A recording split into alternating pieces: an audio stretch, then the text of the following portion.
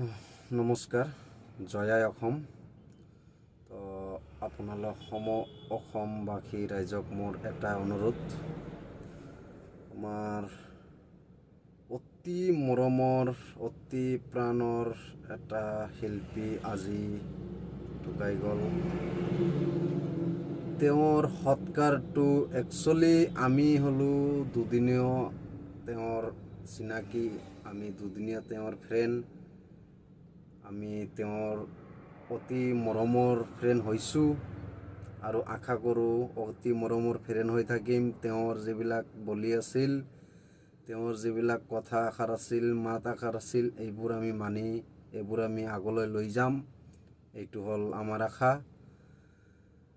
নৱজন্ম প্ৰজন্ম যিমান আহিব পিছত যিমান আহিব, আমি আশা কৰিম তেওঁৰ সকলো কথা যিমান কথা কৈ গৈছে, কথাবোৰ শিকিবৰ কাৰণে, আমি তেওঁৰ কথাবোৰ ল'বৰ কাৰণে, তেওঁৰ কথাবোৰ আমি পৰিচালনা কৰিবৰ কাৰণে, আমাৰ এইটো এটা সমাজত তেওঁৰ বস্তু, তেওঁৰ গান চানগিলা কথাবিলাক কেনেকৈ আমি পৰিচালনা কৰিব পাৰোঁ, এইটো আমাৰ এটা হেৰি থাকিব। আমি আশা কৰিম আগুৱালৈ লৈ যাম তেওঁক। কিন্তু এটা কথা হ'ল যে তেওঁৰ মাতৃ পিতৃ বহুত বয়সীয়াল। তেওঁৰ পিতৃ এতিয়া বৰ্তমান অসুস্থ হৈ আছে। তো যিহেতু অসুস্থ হোৱা কথা,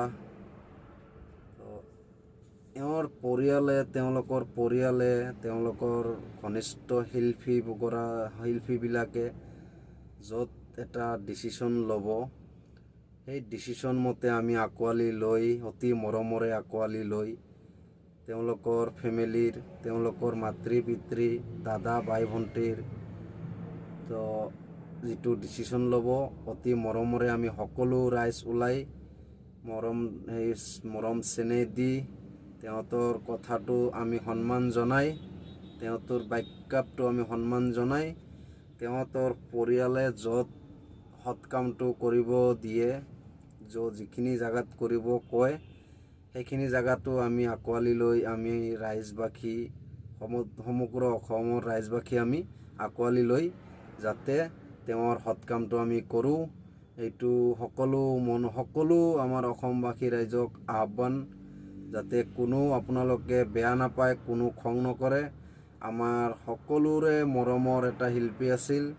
আমাৰ অসমৰ পৰা এটা শিল্পী যোৱা নাই, আমাৰ এটা হীৰাৰ টুকুৰা গুচি গ'ল আমাৰ অসমৰ।